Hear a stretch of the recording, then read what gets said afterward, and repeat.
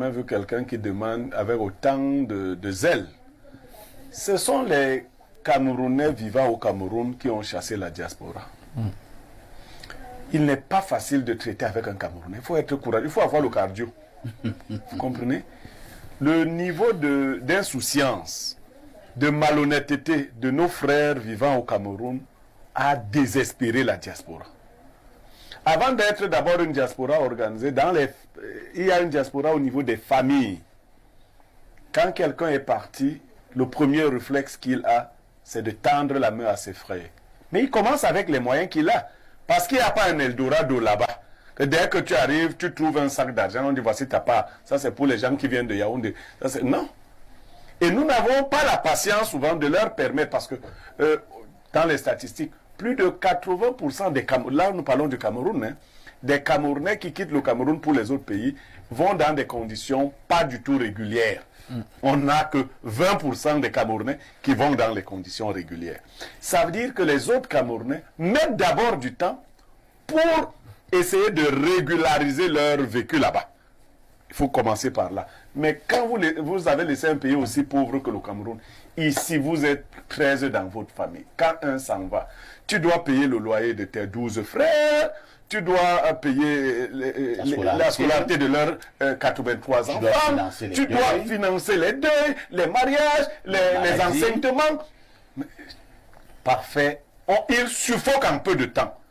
Accompagné donc de menaces, parce que ce sont tes parents qui disent que tu es déjà maudit si tu n'envoies pas ci ou ça. Parce que eux aussi ont donné l'impression que quand on est de l'autre côté, on a beaucoup d'argent. Non. Il faut, et puis il y a un problème institutionnel.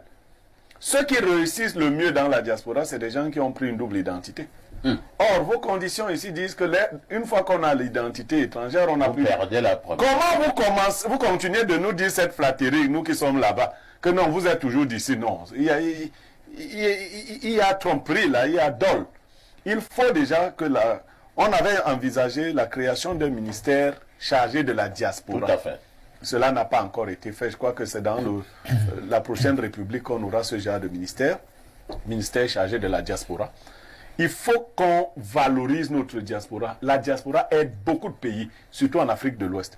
Au Cameroun, nos mentalités sont réfractaires même à la mise en commun des énergies. Vous envoyez même de l'argent. Il y en a qui ont financé de gros projets, qui ont été plombés, si ce n'est pas par les institutions, mais par les familles. Le cadre de collaboration n'est pas sain. Il faut mettre sur pied un cadre sain pour la bonne collaboration. Très bien. Il faut que les Camerounais restés ici respectent le travail des autres. À moins que vous ayez des frères et sœurs qui font de la prostitution, parce qu'aujourd'hui la prostitution c'est dans les deux sens. Il y a des hommes il y a les bungonos, hein, qui vont en mariage chez les hommes là-bas, parce que cette forme-là, elle paye beaucoup plus. À moins que vous ayez donc des hommes qui se font marier là-bas par d'autres hommes. L'argent c'est quelque chose qu'on gagne avec beaucoup de peine et il faut le respecter. L'argent, c'est quelque chose que l'on